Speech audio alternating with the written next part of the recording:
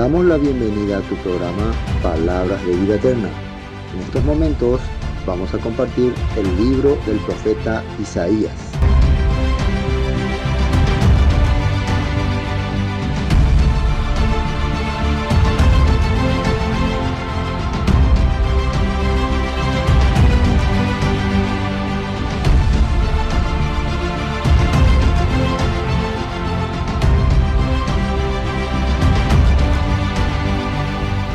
Entonces, hoy vamos a continuar estudiando el libro de Isaías, profeta Isaías. Nuevo capítulo que va a tener también sus interrogantes.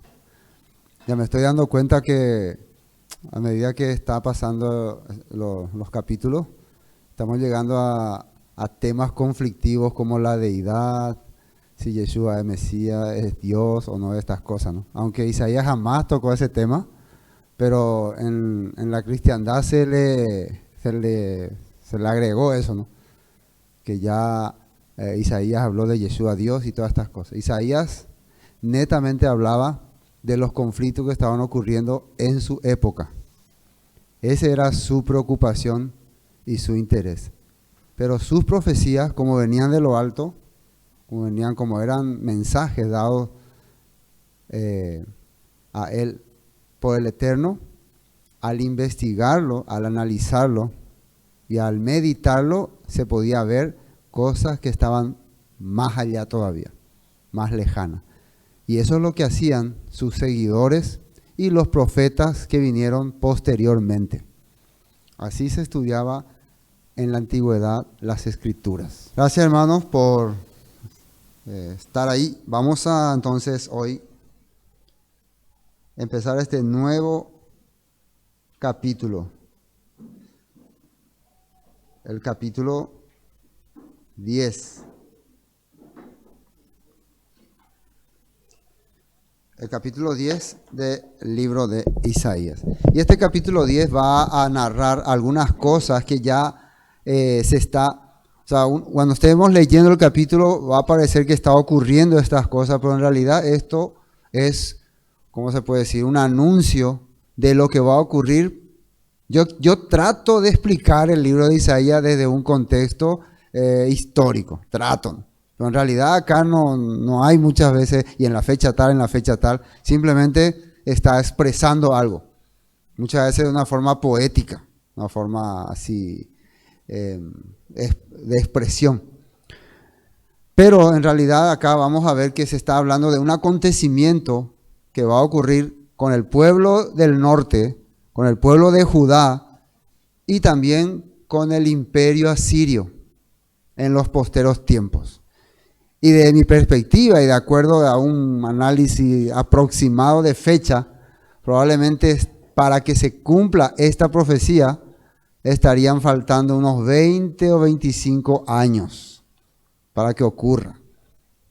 Según mi punto de vista, siempre estoy hablando así, ¿no? Estamos en el año 732 a 35 aproximadamente. El imperio asirio ya está en las fronteras de Israel, ya había invadido el país de Siria, la ciudad de Damasco, había ejecutado al rey de Damasco y ya estaba conquistando ciudades como territorios como Neftalí, Zabulón y demás, ya habían sido llevados cautivos. Pero el imperio llegaba, de a poco se quedaba y mientras negociaba con los reyes para no continuar la invasión.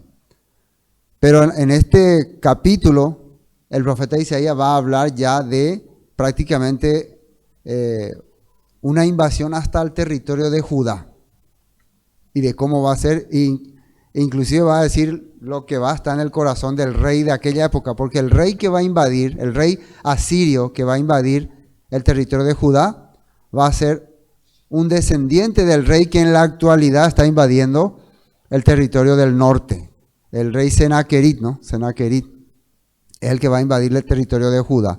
Ahora el rey es Pilser, algo así, no, ¿verdad? Pilser, ¿no?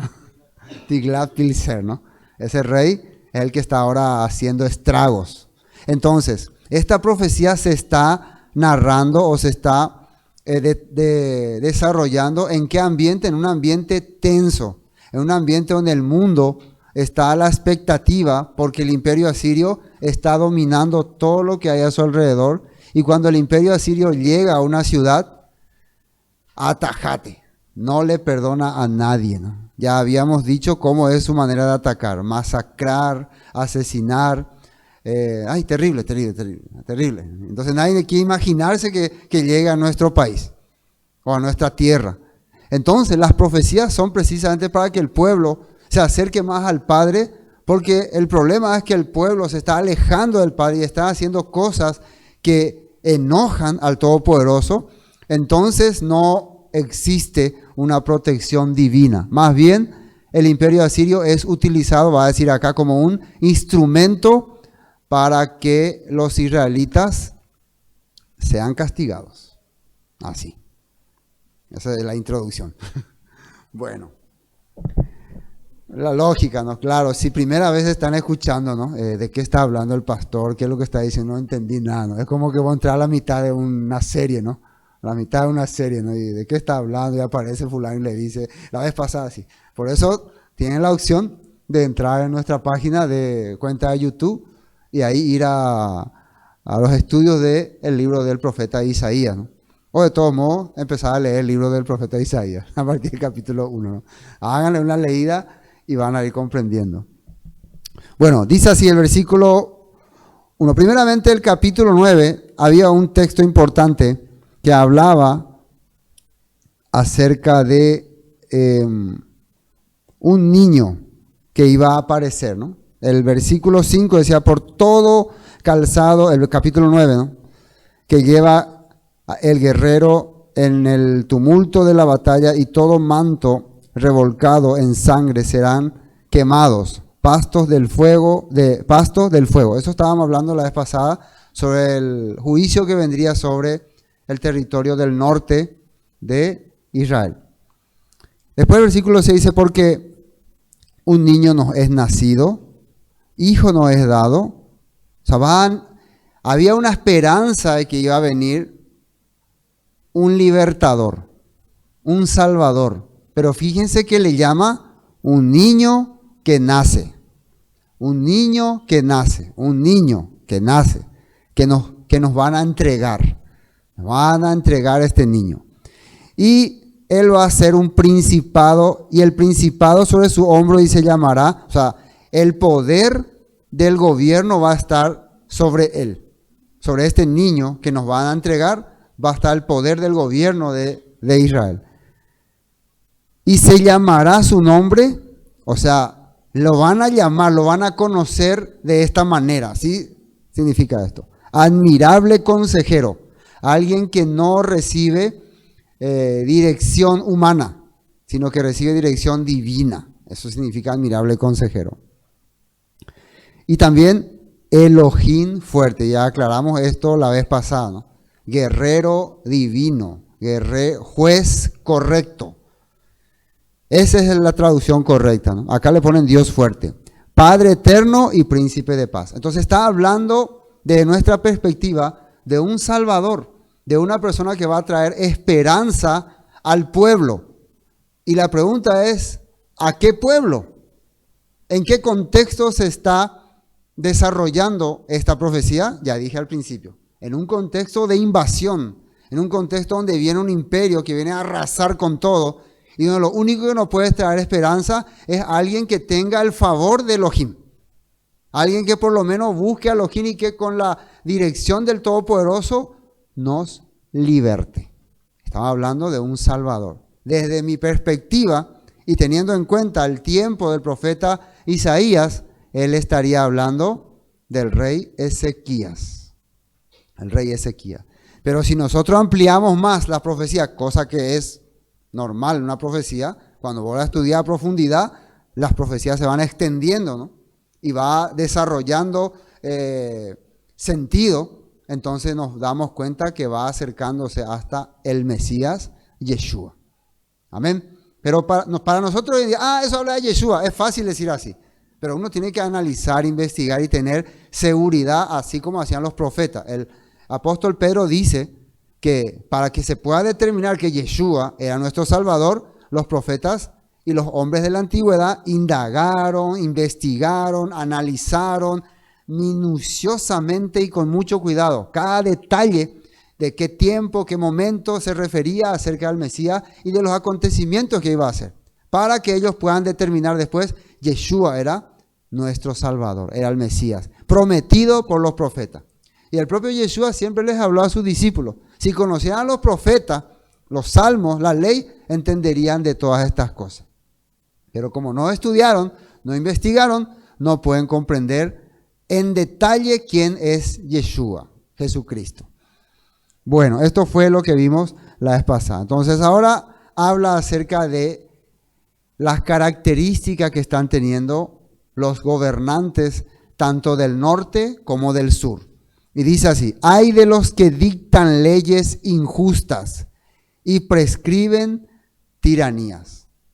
El profeta Isaías habló mucho de que había hombres que dictaban leyes para perjudicar al pueblo, para dañar a las personas. Entonces, esta palabra ahí significa cuidado, ¿no? Vamos a entrar en esta nota 1 ya. En Salmos 94:20 dice: ¿acaso pueden los líderes injustos afirmar que Elohim está de su lado? Los líderes cuyos decretos permiten la injusticia. Esto es muy importante tener en cuenta. Cuando vos sos líder de un gobierno, país, ciudad o hasta congregación y dictamina algo que le cause injusticia, que haga injusticia, entonces no podés decir que el Padre está contigo. Existe, ¿no? Existen muchos gobernantes que han puesto leyes, han establecido leyes que han sido injustas, que han traído tragedia y desgracia a muchas personas. Decretos que han determinado. Igualmente también líderes religiosos. El Padre me ha dicho que diga así, y estas cosas han perjudicado la vida de muchas personas. Utilizando entonces el nombre del Eterno, ellos han determinado mandamientos e instrucciones a su pueblo. Dios quiere, dicen. Dios quiere, y ya así tienen que hacer, así tienen que hacer. Y han traído cosas injustas. Bueno, estas personas, de acuerdo a este salmo, no está, el Todopoderoso no está con él.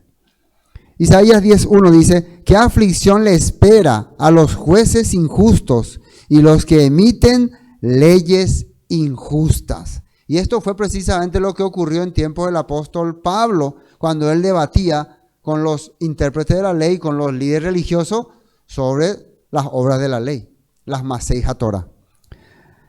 En Isaías 24:5 dice así: la tierra sufre por los pecados de sus habitantes, porque han torcido las instrucciones de Elohim, han violado sus leyes y quebrantando su pacto eterno. Entonces la situación del país está mal, porque primeramente viven los pecados.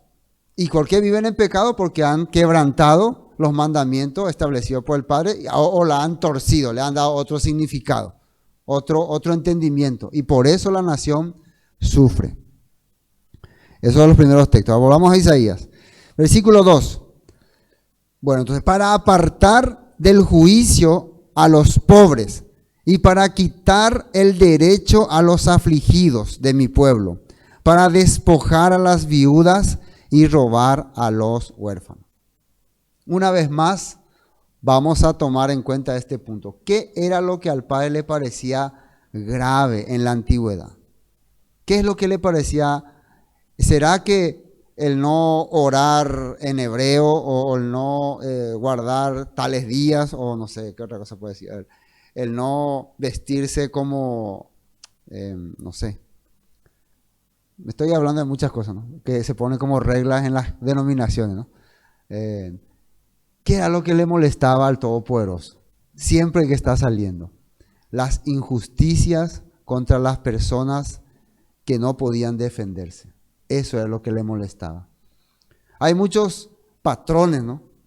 Que por tener dinero se aprovechan de una persona que no tiene sus necesidades, ¿no? Por ejemplo, alguna persona tiene que trabajar y le hace trabajar más horas o más trabajo y no le paga nada y se aprovecha porque el otro tiene que hacerlo, ¿no? Y sabe también que si le va a tener que demandar no va a poder porque no va a tener con qué. Estas acciones nosotros vemos siempre, ¿no? Bueno, esto es lo que el Padre aborrecía, este tipo de injusticias, cuando se cometía con la persona con menor capacidad. Y generalmente esto ocurría con las viudas y los huérfanos. Ellos no tenían quien le defienda, quien defienda sus intereses. Y en especial, ¿quiénes son los que se aprovechaban de estas personas? Los líderes religiosos. En la actualidad, no es que voy a hablar en contra del gobierno, pero casi todos los políticos, los gobernantes, se aprovechan de las personas, en especial de las personas más necesitadas. Por eso ponen leyes que no hay otra manera, que hay que cumplirla. Y te dicen, está en la ley y hay que hacerla. Por eso dice, ¿será que esa persona que está implantando estas leyes injustas, el Todopoderoso está con él? A nosotros siempre nos dicen, pero es la ley, pero es la ley. Pero hay que analizar muy bien, ¿no? Si eso viene para perjudicar a las personas o para beneficiarlas. En esta nota 2 dice lo siguiente, Oseas 4:6, refiriéndose otra vez a las leyes injustas y al corazón que tenía el pueblo. Mi pueblo está siendo destruido porque no me conoce.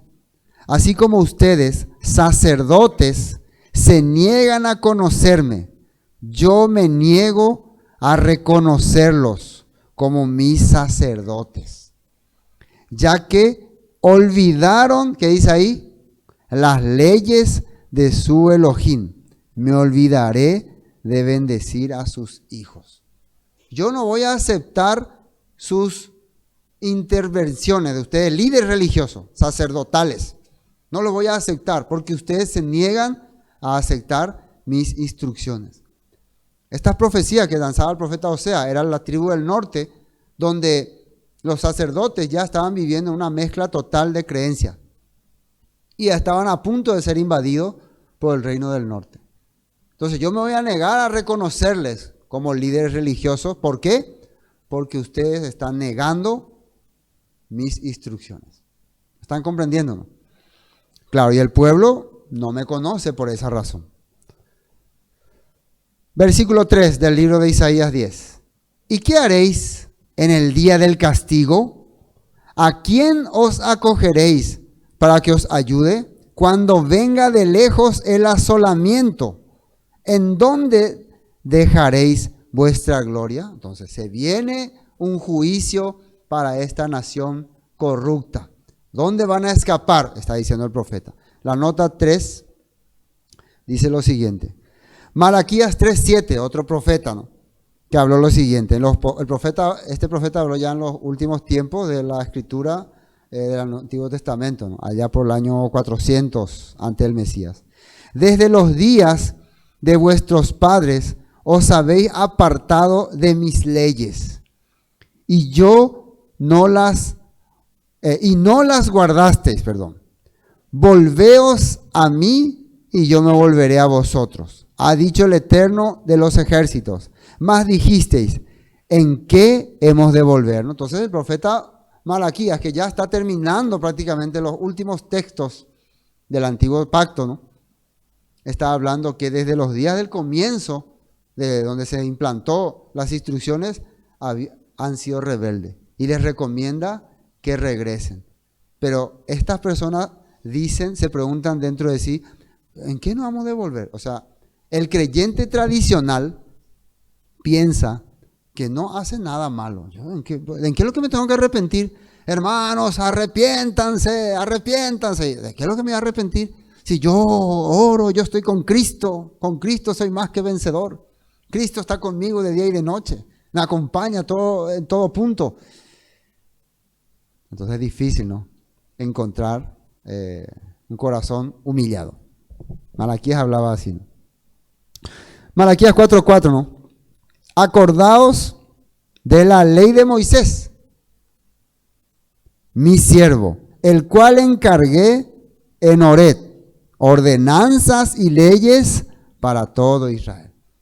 Entonces, ¿en qué es lo que tenemos que arrepentirnos? ¿En qué tenemos que regresar? Acuérdense de la ley de Moisés, de los estatutos y decretos que fueron dados para el pueblo de Israel. Ahí tenemos que regresar. Palabras de Yeshua, nuestro maestro, Mateo 7:23. Pero yo les responderé, esto hablaba cuando en aquel día, dice, en aquel día, el día del juicio final, muchos se van a acercar y dirán, maestro, Señor, Señor, en tu nombre hicimos esto, en tu nombre hicimos. Nosotros vivimos en tu nombre, van a querer reclamarle a Yeshua que ellos hicieron las cosas correctamente. Y Yeshua, ¿cómo les responderá? Dice. Pero yo les responderé, Mateo 7:23, nunca os conocí, aléjense de mí ustedes que violan las leyes de Elohim. Claro, esto está en la Nueva Traducción Viviente. En la versión Reina Valera dice, hacedores de maldad. La palabra maldad en el griego era anomía, que significa opositor a la ley. Nomos es la palabra ley, ¿no? Y es opositor a la ley. Entonces acá le tradujo, ustedes que violan las leyes de Elohim. Entonces ellos están acercando, reclamando, queremos nuestros derechos, nosotros hicimos la voluntad del Padre, pero Yeshua le está diciendo, ustedes nunca hicieron mis leyes. Ahora, la pregunta que uno se hace es, ahora ya me quedé más confundido, pero si yo fui religioso, me iba a la iglesia, oraba, leía la Biblia, ¿por qué me dicen ahora que soy hacedor de maldad, que soy opositor a las leyes? ¿De qué leyes están hablando? Y hace rato dijimos, ¿no? Acuérdense de las leyes de Moisés, que di en Horeb. ¿Y dónde están las leyes de Moisés? Enséñame, ¿dónde están las leyes de Moisés? Está en la Torá, los estatutos, los decretos. Entonces, nosotros tenemos que ser instruidos. El pueblo, ¿por qué perecía? Por falta de conocimiento. Pero si el pueblo no quiere aprender, ¿cómo va a ser un pueblo instruido? Si uno no aprende, ¿cómo va a poder desarrollar una actividad? No va a poder hacer nada. Se necesita aprender. El miércoles en Deuteronomio vimos que yo te doy estos mandamientos para que las procures realizar. Dice, ahí aparecía una palabra que a muchos no les gusta, procurar. ¿Qué significa procurar? Intentar, esforzarse, ejercitarse, prepararse, desarrollar. No, mentira, vos tenés que creer nomás ya. No, el Padre no quiere que procure nada. Cree nomás, cree nomás. Yo creo, yo nunca manejé un helicóptero, pero yo creo nomás que puedo manejarlo. Yo tengo la fe. Entonces, me voy a subir en el helicóptero. No sé cuál es, voy a tocar este botón. Total, a Homero Simpson le sale, a mí me puede salir también. ¿Va a ocurrir algo? Sí, me voy a estrellar y voy a desastre. Uno tiene que ser instruido. El Padre dejó estatutos y leyes para que el pueblo sea sabio.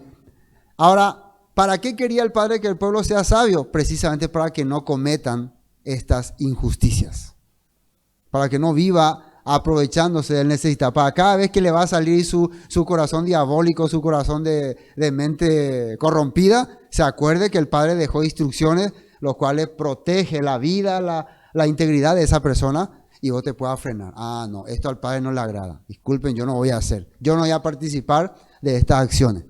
El Todopoderoso no le agrada. El Todopoderoso valora la vida de las personas.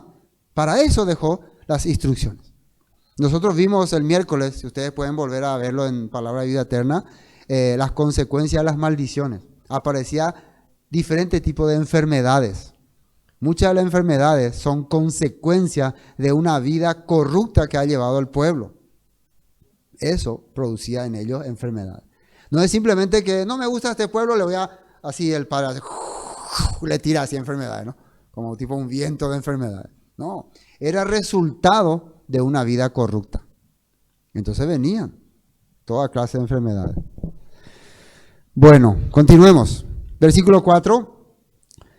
Sin mí se inclinarán entre los presos y entre los muertos caerán. Ni con todo esto ha cesado el furor, sino que todavía su mano está extendida. Todavía, a pesar de que estoy lanzando sobre ellos mi juicio, todavía hacen cosas que me irritan más y voy a seguir lanzando cosas peores. Así está diciendo esta profecía. Veamos esta nota 4. Isaías 10:4, en una traducción viviente, dice, irán tropezando como prisioneros o quedarán tendidos entre los muertos, pero aún así no quedará satisfecho el enojo del Eterno, su puño sigue preparado para dar golpe. Gálatas capítulo 2, versículo 14. El apóstol Pablo mencionó algo parecido y le exhortó al apóstol Pablo, hablando de leyes injustas. Pero cuando vi, Gálatas capítulo 2, 14, pero cuando vi que no andaban rectamente conforme a la verdad del evangelio, la besora del mensaje del Eterno, Pablo dice que distinguió. Esta gente está usando instrucciones, mandamientos que dañan la vida de las personas. Le dije a Pedro delante de todos, si tú siendo judío vives como los gentiles y no como judío, ¿por qué obligas a los gentiles a judaizar? Y ya estudiamos bastante esa palabra judaizar, que era meterle a la gente ideas e instrucciones interpretadas por hombres, que sería el judaísmo tradicional de aquella época. Y está bien si una persona quiere seguir reglas del judaísmo, no está mal. Pero presionar a la persona o condenar a la persona o hacer inclusive que vaya a la muerte una persona por tus reglas o tus tradiciones, eso sí ya era grave. Eso era terrible. Aceptar tradiciones de hombres. Nosotros judíos de nacimiento y no pecadores de entre los gentiles, sabiendo que el hombre no es justificado por las obras de la ley, sino por la fe de Yeshua HaMashiach. Nosotros también hemos creído en Yeshua HaMashiach para ser justificados por la fe de el Mesías y no por las obras de la ley.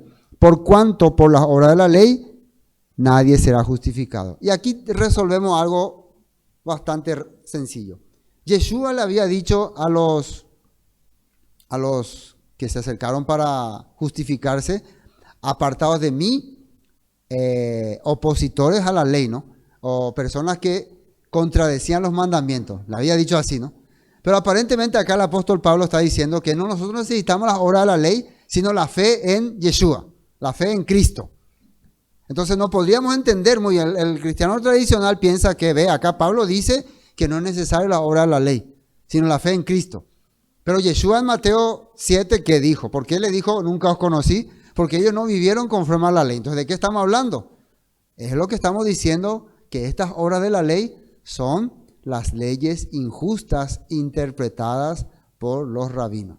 Si quieren saber más sobre eso, vayan al estudio de Gálatas que hicimos la vez pasada, ¿no? Es bastante largo ese tema. Pero no son los estatutos que el Todopoderoso le dio a Moisés en Horeb. O si son esos estatutos, son de acuerdo a la lógica y al punto de vista que los hombres judíos de esa época querían imponer en los creyentes. Por ejemplo, la vez pasada dimos este ejemplo y siempre lo voy a tocar. El apóstol Pablo habla de un mandamiento que dice, no pondrás bozal al buey que trilla. Entonces, si yo les quiero exigir a ustedes que cumplan ese mandato, ¿qué tienen que hacer ustedes para cumplir ese mandato?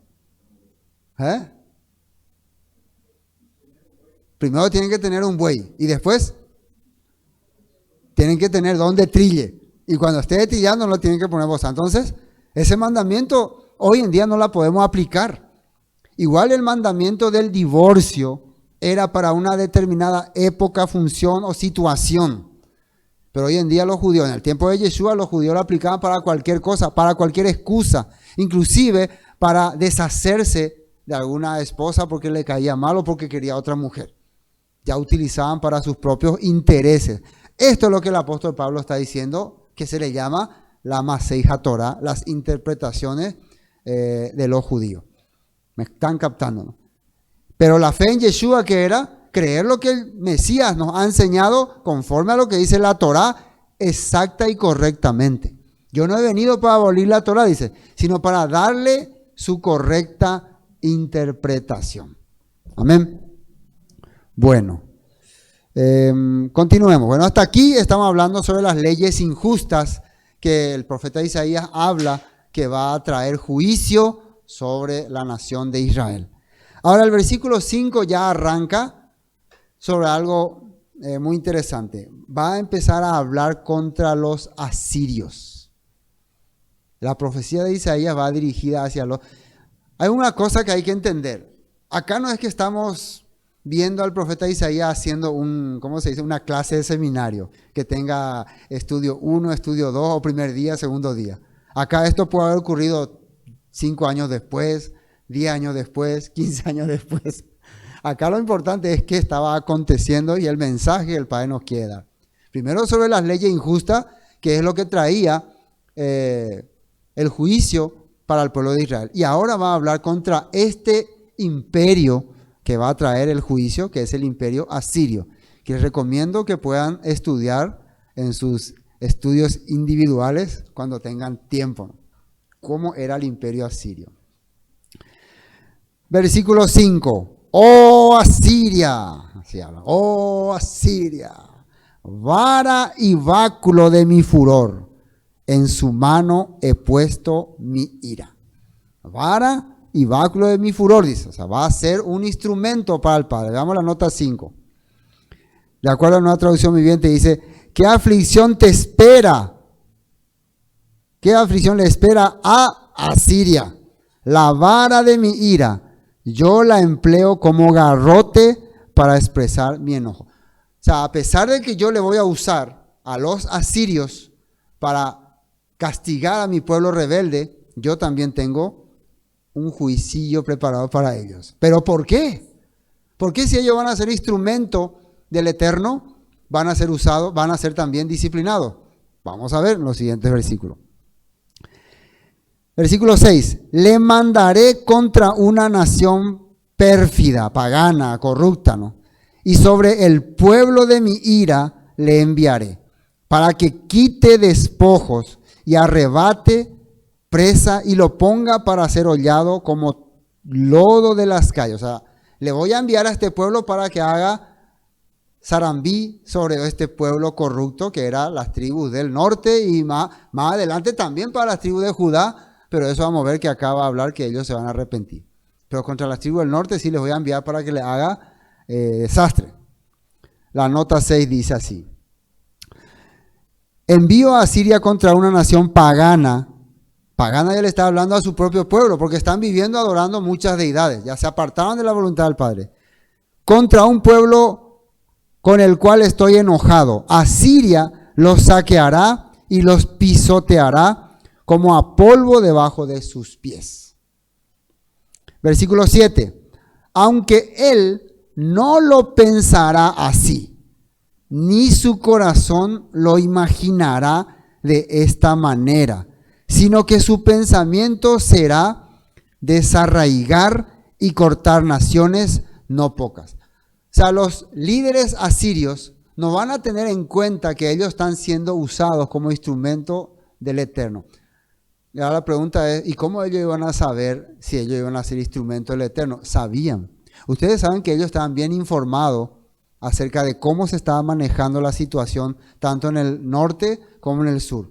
Los asirios tenían también espías, o sea, hombres que vivían así como israelitas y que observaban cómo está la nación, qué se está ocurriendo. Y ellos sabían que habían profetas que estaban hablando acerca de que el imperio asirio va a venir, que el imperio asirio va a ser usado como instrumento de justicia, que el Todopoderoso va a... O sea, ellos sabían que el Dios de Israel, que el Elohim de Israel, ya le había abandonado a su pueblo. Pero aún así, estos reyes insistían que no. Mi poder, mi valentía, mi grandeza, el poder de mi Elohim fue lo que derrotó a este pueblo y a su Elohim. O sea, el juicio va a venir contra ellos porque ellos van a considerar que ellos vinieron a derrotar al Elohim, al Dios de los hebreos. Imagínense. Ellos no van a considerar que el Elohim de los hebreos fue lo que permitió esta caída. Bueno, nota 7, ¿no? Pero el rey de Asiria no comprenderá que es mi instrumento, su mente. No funciona de esa forma. Su plan solo consiste en destruir, en aplastar a las naciones una tras otra. De acuerdo a la profecía de Isaías, es así. De acuerdo a los relatos asirios seculares, ¿no? Ellos consideran que esto es ¿cómo se dice? Una propaganda judía. Que en realidad el pueblo asirio era fuerte, poderoso y los barrió. a los israelitas, ¿no? Que no hubo ningún Dios que les dejó ni nada, sino que nosotros, nuestro poder, el poder tremendo de los asirios de aquella época, hizo que conquistara todas las naciones. Ellos hasta ahora no aceptan. Inclusive escuché un informe, un dato histórico, que de verdad hablan de una mortandad gigante de asirios en tiempos del año del rey Josías, aproximadamente, el año 700. Estos son ya datos históricos verificados. Hablan de que el imperio asirio, antes de su decadencia, tuvo una tremenda mortandad. De acuerdo a su perspectiva de ellos, era por una infección, se puede decir, de cólera. Una enfermedad, comieron algo que le hizo mal. Mientras ellos estaban acampando, entonces comieron algo que le hizo mal y les agarró una enfermedad llamada cólera, ¿no? ¿Conocen el cólera, no? Una diarrea que te mata en días. Y que eso fue lo que causó tremenda mortandad, y que en realidad ellos cayeron después en manos de los babilonios y fueron perdiendo fuerza, y después ya aparecieron los egipcios y así. Así ellos narran su decadencia. Pero la Biblia cuenta otra historia, ¿no? La Biblia cuenta lo del ángel que los derrota. Yo siempre pensé, y si no es cierto lo de los ángeles, y si es cierto como dicen los historiadores sobre el imperio asirio, ¿qué pasaría? Lo importante es que hubo una mortandad y que la historia relata la decadencia del imperio asirio y ¿cómo se puede decir? El resurgimiento del reino de Judá. La Biblia, la historia respalda esa narración, y la Biblia también muestra, claro, de acuerdo a sus arreglos. Eso ya sería la fe de cada uno, como la tome. No sé si me están captando lo que estoy diciendo. Estoy tratando de reconciliar a lo histórico con lo bíblico. ¿Entienden, no? Para que no podamos decir, no, pero tampoco podemos decir, no, como la Biblia dice es la verdad y lo histórico fuera, aléjense de aquí. Porque tenemos que tratar de comprender bien las cosas, ¿no? Para entender. Entonces, de que hubo una gran mortandad en el imperio asirio, en esa época, hubo. Y la Biblia narra ese punto, ese detalle. Puede ser que le hayan dado la hayan coloreado más, ¿no? Un colores más bonito, más novelístico, ¿no? Para que después pueda hacer series de películas. Así. Bueno, entonces, ¿cuál va a ser el corazón de los reyes asirios? Nuestra gloria, nuestra grandeza hizo que acabemos con los israelitas.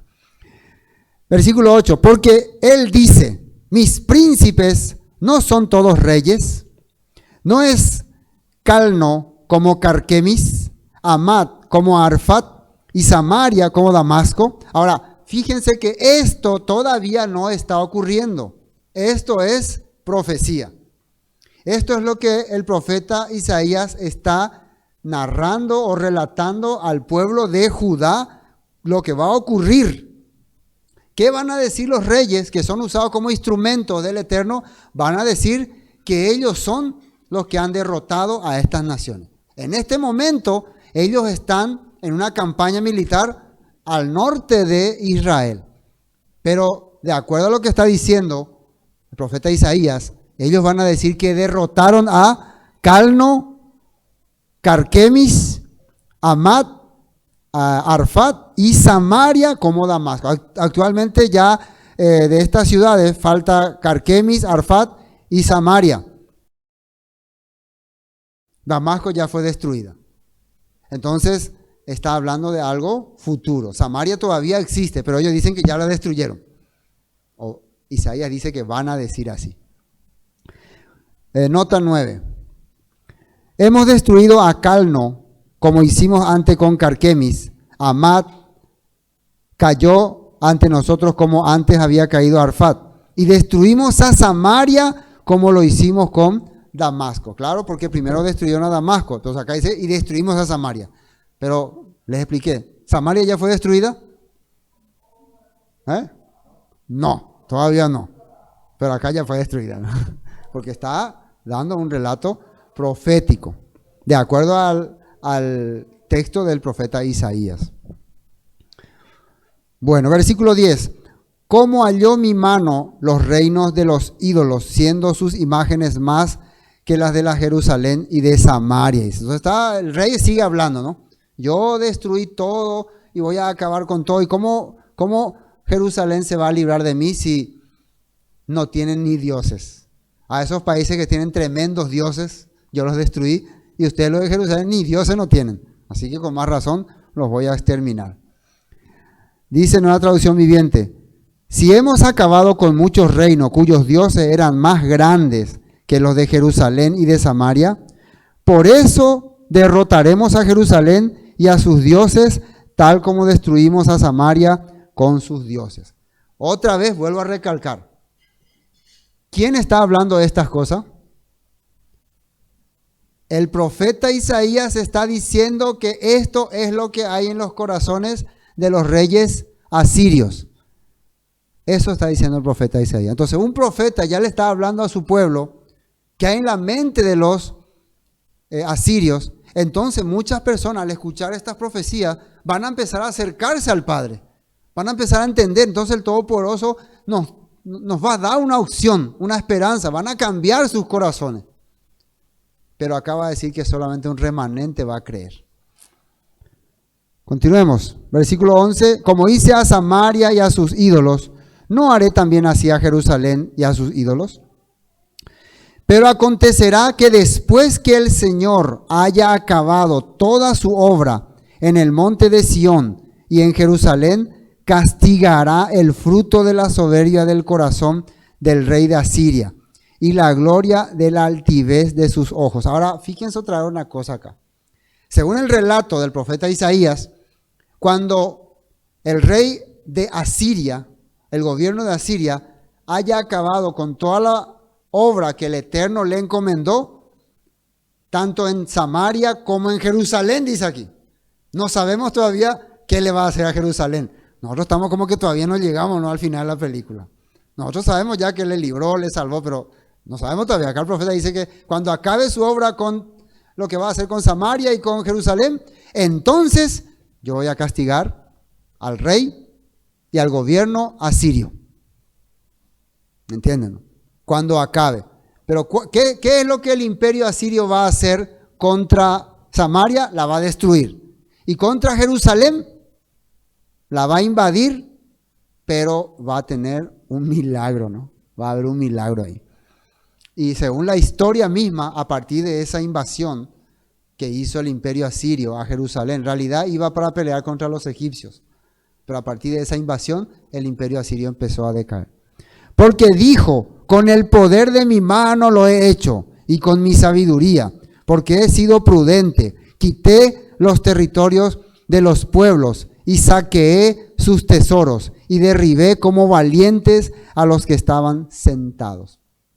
Otra vez, el profeta Isaías dice que este rey o estos reyes asirios van a decir en su corazón: yo hice todo, yo goberné, yo destruí, yo aniquilé a todo esto. Van a querer, en pocas palabras, sentirse como dioses. Como ahora mismo el rey Acaz de Judá le está considerando al rey de Asiria. ¿Cuál era el problema en aquella época? El problema era que cuando se levantaba un gobernante fuerte, las personas le consideraban como un dios y le rendían culto. Como ahora, ¿no? Cuando se levanta un gobierno fuerte es como el dios. Lo que ese gobierno dice es la verdad. No hay por qué dudar. Se va a levantar en el futuro, de acuerdo a las profecías, un gobierno que no tenga rostro, que va a sacar sus dictámenes. Y como viene de ese gobierno sin rostro, nosotros, como se va a sentir como un dios, le vamos a aceptar. Y ese gobierno sin rostro va a decir o decidir quién es bueno y quién es malo. Ustedes de este grupo son peligro para este grupo. Así que a partir de ahora ustedes tienen que mirarle a ellos como enemigos. ¿Entienden? Esta sociedad, este grupo que está acá, no comparte lo que establece este gobierno sin rostro que dictamina cómo tienen que vivir. Ellos se oponen a nuestras reglas. Hay que odiarle, hay que tratarle de enemigos. Eso va a ocurrir dentro de poco. Eso ocurría en esta época. Entonces muchos entre judíos mismos, no, hay que adorar al rey de Asiria, él es nuestro nuevo Dios, oh rey de Asiria, oh te adoramos, oh, él ha derrotado a, ¿cómo se llama esos pueblos? Milcón, a estos pueblos raros, no puedo decir su nombre, los ha derrotado, así que, y después ha derrotado a Samaria, así que, ¿qué seremos nosotros los pobres judíos? Los insignificantes judíos. Rindámonos culto. Ahora vamos a hacer una imagen del rey de Asiria y le vamos a honrar. Lo que dice el rey de Asiria es la verdad porque él domina el mundo. ¿Cómo veo que no entienden? El rey de Asiria dice que ustedes son malos, así que vamos a matarlo a ustedes. Vamos a encarcelarlo. El rey de Asiria enviaba cartas a Judá diciéndole al pueblo, no le crean al rey Ezequías. Ese es un hereje, ese es un fanático religioso. Ese no sabe lo que está diciendo. Yo dominé el mundo, yo tengo control sobre el mundo. Yo manejo las políticas, los hospitales, las universidades, los canales, todo yo manejo. ¿Qué maneja el rey de Judá? Nada, es solamente un hablador. Así enviaba notas. Ustedes dirán, pastor, pues está hablando de la Biblia, se está inventando todo. Todas estas cosas están en la Biblia. Ya llegaremos. Pero vean ustedes cómo se relaciona con nuestra realidad, con nuestra época, con nuestro tiempo, donde el hombre le quiere rendir culto al que funge de Dios y se siente poderoso. El que dice que cuando yo hablo esto es la verdad. Me tienen que creer, porque soy yo el que estoy diciendo, el que tiene poder, el que manejo y controlo todo.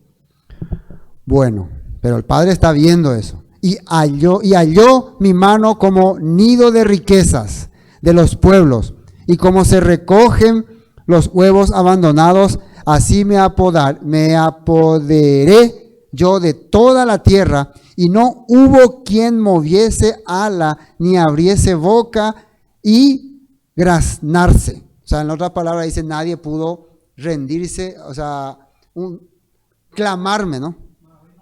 Vean, no pie. Nadie pudo decir, pío, pío, dice en otra versión, ¿no?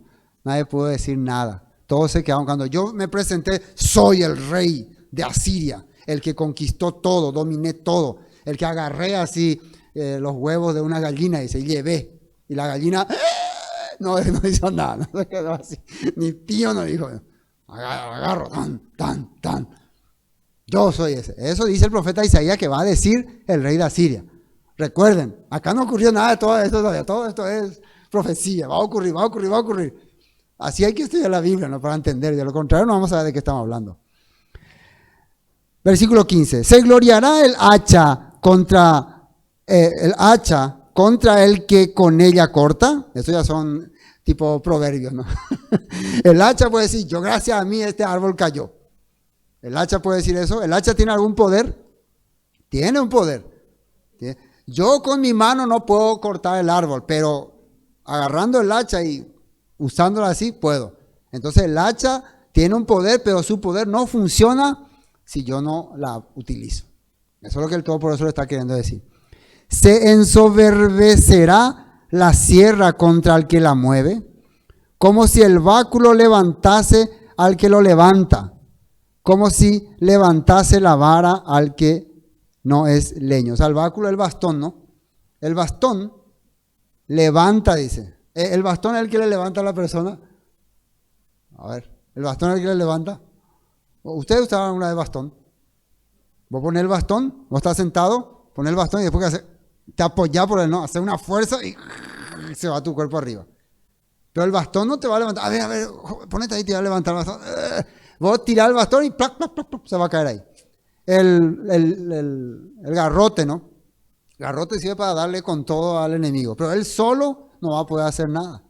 Entonces, todo por eso, yo soy el que utilizo a los ejércitos, a los imperios, como instrumento. De ahí nosotros podemos entender que los egipcios, los asirios, los babilonios, los griegos, los persas, los romanos, los turcos, los otomanos, etcétera, todos fueron instrumentos del Todopoderoso para mover ¿cómo se dice? El mapa político del mundo, inclusive el modo de creer. El modo de creer. Él hizo todo. ¿Con qué razón? ¿Con qué objetivo? Ya algún día lo averiguaremos. algún día. Pero el Todopoderoso movió todo. Dice así, ¿no? Por esto el Eterno de los ejércitos enviará debilidad sobre sus robustos y debajo de su gloria encenderá una hoguera como ardor de fuego. Y la luz de Israel será por fuego y su santo por llama, que abrace y consuma en un día sus cardos y sus espinos. La gloria de su bosque y de su campo fértil consumirá totalmente alma y cuerpo, y vendrá a ser como abanderado en derrota. Abanderado, me acuerdo en política vamos a hablar de, ¿cómo era Nicanor que le decían? Mariscal de la derrota, ¿se acuerdan? El título mariscal es bueno, ¿no? Pero de la derrota, ahí ya te arruina, ¿no? Entonces, el imperio asirio va a ser el que lleve el estandarte de un imperio derrotado. Si ustedes quieren saber cómo es un imperio inútil, vean lo que hizo el imperio asirio, algo así, ¿no? Va a quedar como refrán. Qué inútil son estos. ¿Por qué? Precisamente porque, bueno, le voy a contar un poco de historia. El rey de Asiria se había preparado para ir a pelear contra el imperio egipcio. Los egipcios se estaban formando. Ahí hay una guerra entre el imperio egipcio y los asirios, ¿no? Era como Oriente y Occidente. Y siempre la guerra era en el medio que hay en Israel y toda esa zona. Entonces, ellos vinieron, prepararon un enorme ejército para ir a pelear contra los egipcios. Pero el rey Senaquerib le envió antes una nota al rey de Judá, diciéndole que se rinda y que pague tributo y que le rinda honores. Que reconozca que yo soy, así como tu antepasado, su papá era, ¿no? Acá era su papá, me reconocía como Dios, vos también me tenés que reconocer. Pero el rey Ezequías, no, vos no sos Dios, vos sos un hombrecillo de cuarta, no te voy a reconocer como Dios. Entonces, se enojó el rey Senaquerib. Entonces, antes de ir a hacer la invasión, o sea, el ataque contra los egipcios, vamos a hacer un desvío un ratito, vamos ya a destruir Judá, vamos a aniquilar a Judá. Entonces hicieron un desvío con sus 185,000 soldados, con lo que cuesta mover esa cantidad de soldados. Desviaron y fueron hacia los territorios de Jerusalén. Empezaron a invadir todos los pueblos que estaban alrededor. Una de las últimas ciudades que se estaba defendiendo era la ciudad de Laquis, que era una ciudad fortaleza, que peleó duramente con los asirios, pero finalmente cayeron derrotados. Entonces ellos hicieron su campamento alrededor ahí de la ciudad de Jerusalén y enviaron otra vez una carta diciéndole que reconóceme como Dios. Siempre me puse a pensar, ¿por qué tanto el capricho de Senaquerib de reconocerle como Dios? Porque él sabía que era Elohim lo que estaba obrando, pero él quería escuchar del rey de Judá, vos sos nuestro Dios, para que se avergüence el Dios de Judá. Pero el rey de Judá, Ezequías, era testarudo, no lo reconocemos, hay como Dios. ¿Y qué pasó? Vinieron, acamparon ahí y ahí fue donde ocurrió el milagro. Según la Biblia, un ángel vino de arriba y masacró al ejército asirio, 185,000. Según la historia asiria, fue una, fue 5,000 hombres y fue una enfermedad que le mató, ¿no? Que fue lo que, bueno, sea lo que sea, una torpeza militar hizo que el rey cometiera este error. Entonces, cuando él regresó a su país, sus hijos lo ejecutaron. Mientras él estaba adorando a su Dios, vaya adorando, por tu culpa hemos perdido muchísimos soldados, le mataron. Y ahí terminó la vida de este rey. ¿Me entienden? ¿No? Eso todavía no vamos a llegar a ese capítulo, ¿no? Pero ya les doy un adelanto, más o menos para entender. Eso fue lo que ocurrió, ¿no? Con este rey. Fue su caradurez de querer hacer guerra contra el pueblo hebreo. Bueno, versículo 20. Acontecerá en aquel tiempo que los que hayan quedado de Israel y los que hayan quedado de la casa de Jacob nunca más se apoyarán en el que los hirió, sino que se apoyarán con verdad en el eterno Santo de Israel. va a haber, esto ya está hablando para la invasión que va a haber en el territorio del norte, pero va a quedar un remanente, no solamente un remanente ahí en la tierra, sino también en el corazón de ellos. Recuerden que yo le hablé que el mensaje de los profetas va a ir guardado en la mente y en el corazón del pueblo donde quiera que vaya.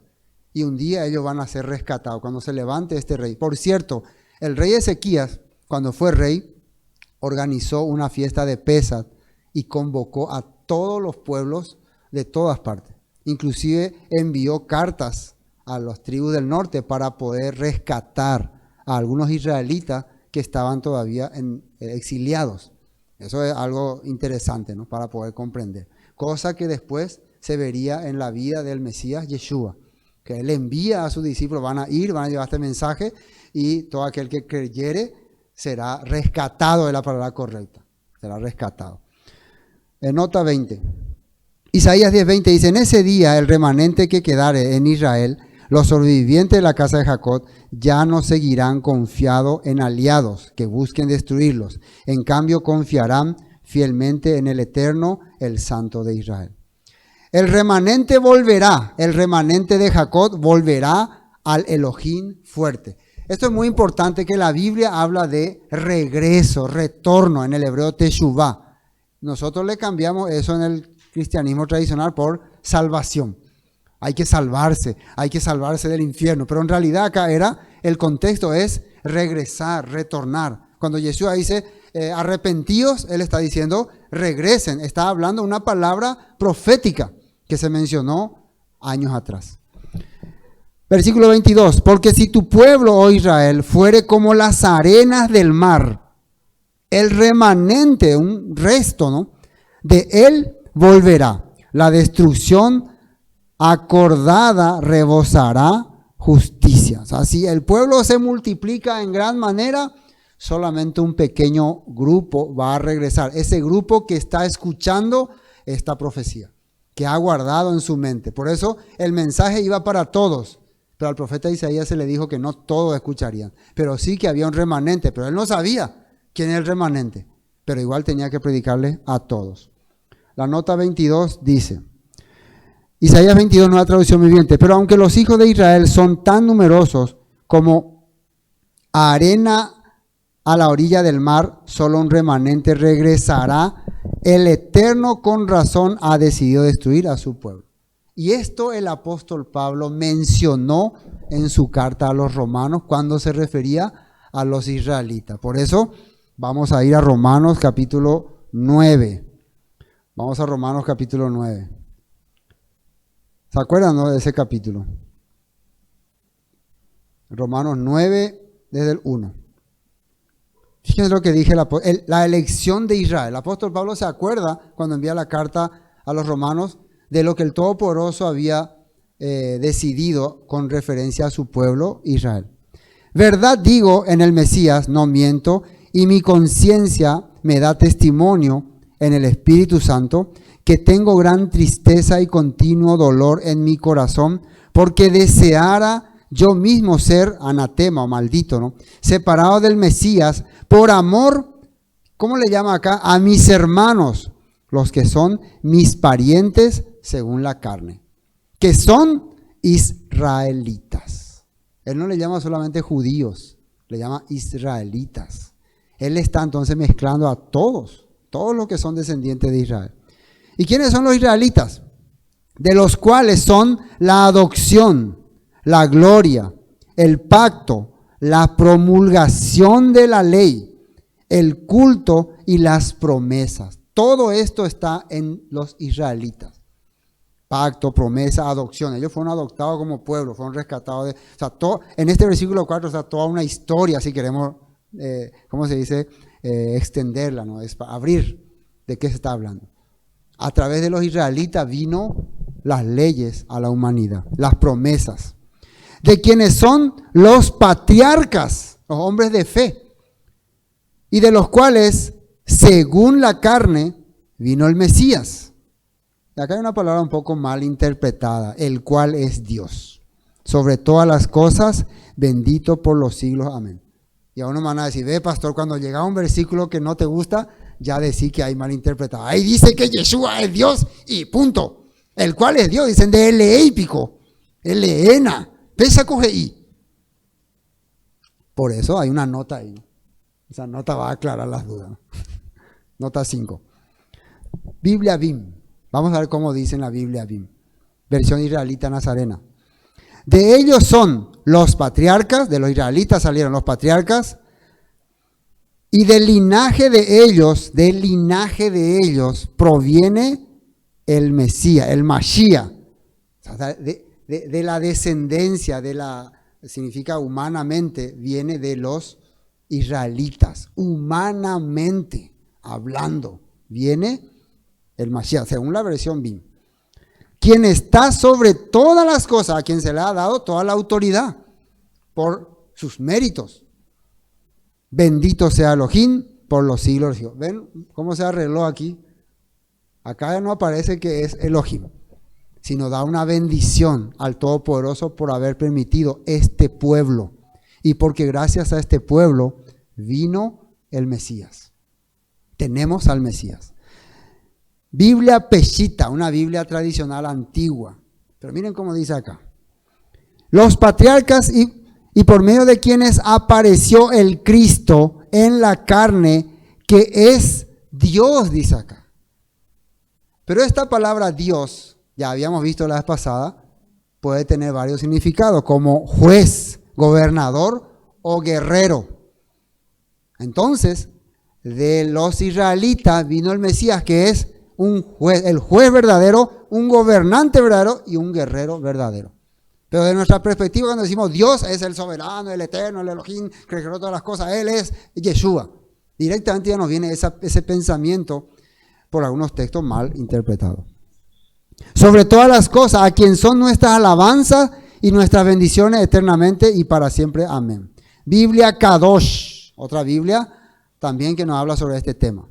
Los patriarcas son de ellos, y de ellos en cuanto a la será, que es semilla física, se refiere, vino el Mashiach, quien está sobre todo, alabado sea Yahweh para siempre. Amén. Amén. Entonces, de acuerdo a las interpretaciones que vea, puedes darte cuenta también de qué está hablando. Si vos te quedas con una interpretación, una versión, es Dios y punto. Tenés que ir más. Cuando encontrás palabras así complicadas, tenés que escudriñar un poco más. Amén. Para poder tener en cuenta. Bueno, ese no era el tema, pero como estaba ahí y no me quería quedar desapercibido, ingresé ahí. Bueno, acá estamos hablando entonces de ese remanente fiel. No por la palabra no porque la palabra Elohim haya fallado, porque no todos los que descienden de Israel son israelitas. Y acá ya habla quiénes son los israelitas verdaderos. Los que reciben la promesa. Por más que los israelitas están escuchando la palabra del profeta Isaías, ¿quiénes son considerados verdaderos israelitas? Los que reciben la promesa, que les va a acompañar hasta en el exilio. Hasta en el exilio. Bueno, volvamos a Isaías 10. 23. Pues el Eterno de los ejércitos hará consumación ya determinada en medio de la tierra.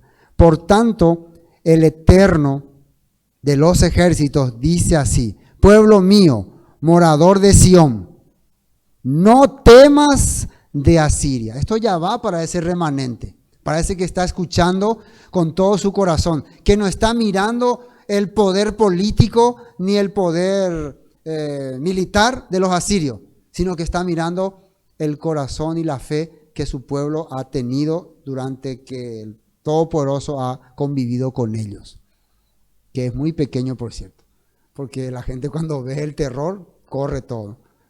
Son pocos los que se quedan, ¿no? ¿Verdad? Acá, por ejemplo, nosotros, ¿tienen ustedes la fe? ¿Tienen ustedes la fe? Sí. No. ¿Tenemos la fe en el Eterno? Sí. ¿Vamos a seguirle hasta el final? Sí. Ya aparecen unos tipos con metralladora ahí. ¿Quién dijo que tiene la fe acá? ¿Quién? Y yo, dice alguien, otro, yo no. Cambió ya nuestra fe. Esa es nuestra realidad, ¿no? Agradezcamos al Todopoderoso que nosotros podemos escuchar esta palabra en un ambiente de shalom. Porque otras personas escuchan esta palabra en un ambiente de muerte, de guerra, de incertidumbre, de no saber si mañana seguiremos vivos. Así era en el momento que se estaban narrando estos textos. Entonces decir en ese momento, yo tengo la fe, implicaba poder ser ejecutado, morir, descabezado, ¿no? Terrible. Como en los tiempos del apóstol Pablo, cuando se narraba el libro de Marcos, ¿no? Era un tiempo donde estaban siendo ejecutados muchos cristianos. Entonces se le va esta palabra a ese remanente: no temas al sistema, no temas al poder político, a la influencia mediática, porque acá salían acá es donde vamos a ver primeramente las primeras informaciones periodísticas que estaban siendo manipuladas. Ya aparecen las informaciones manipuladas acá, ¿no? Más 25. De aquí a muy poco tiempo se acabará mi furor y mi enojo para destrucción de ellos. Dentro de poco voy a reconciliarme con los israelitas, con ese remanente, y eso va a ser el fin de ese imperio corrupto. Y levantará el Eterno de los ejércitos azote contra él, como la matanza de Madián o la peña de Ored, y alzará su vara sobre el mar, como hizo por la vía de Egipto. Acontecerá en aquel tiempo que su carga será quitada de su hombro y su yugo de tu cerviz, y el yugo se pudrirá a causa de la unción. Entonces va a venir un momento en que van a ser libres de este imperio. Vino hasta Ahab, pasó hasta Migrón, en Migmas contará su ejército. Este versículo 28 probablemente ya es volviendo a la realidad. En la actualidad, este imperio que yo te estoy diciendo, al que no le tenés que temer, ya está en las puertas del área. No sé si me entienden, ¿no?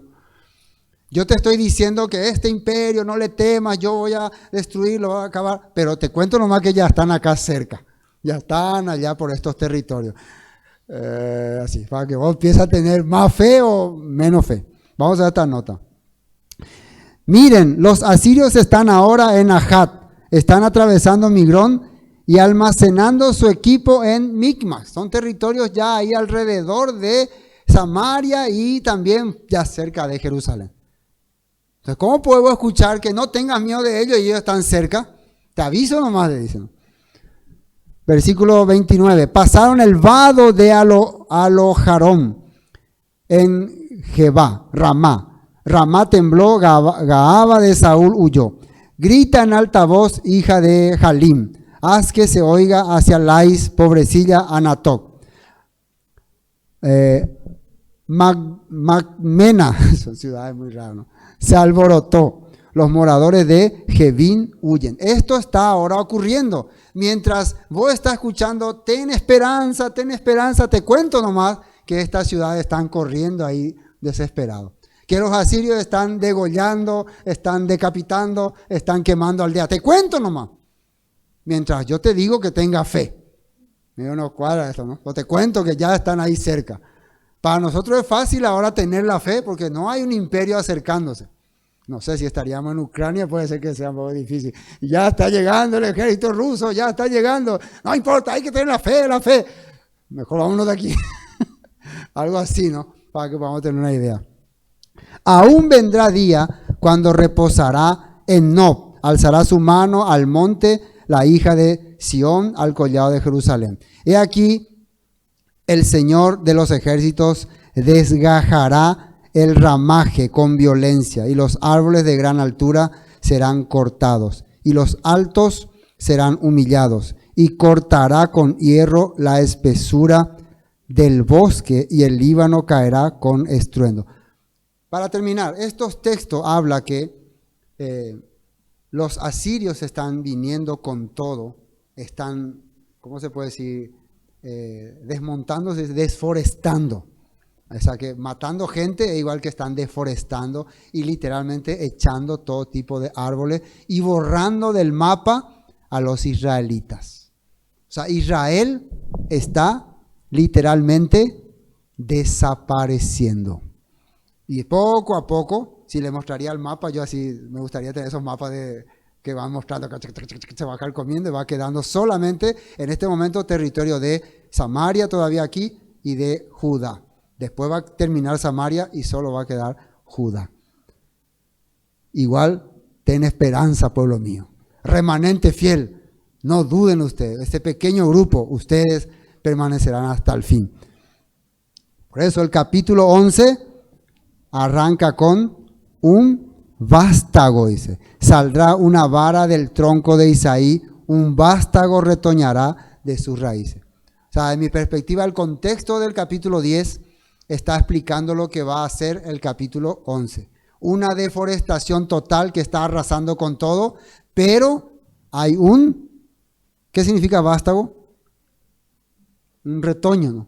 Cuando vos cortás todos los árboles y le está saliendo una ramita, ¿no? Ese va a ser la esperanza para este pueblo. O sea, que no miremos la cosa tremenda que está ocurriendo, le estaba hablando, sino miremos la esperanza. Fue lo mismo que Yeshua trajo a su pueblo cuando llegó. Esa misma esperanza Él les dio a sus seguidores, porque lo mismo ocurrió en tiempos de Yeshua. Israel, Judá, fue arrasado por los romanos, fueron todos ellos llevados al exilio, el templo fue destruido, la ciudad quemada, y solamente les acompañó esas promesas en sus corazones, que hasta hoy nos acompañan. Amén. Bueno, hoy hasta aquí vamos a compartir. Shalom.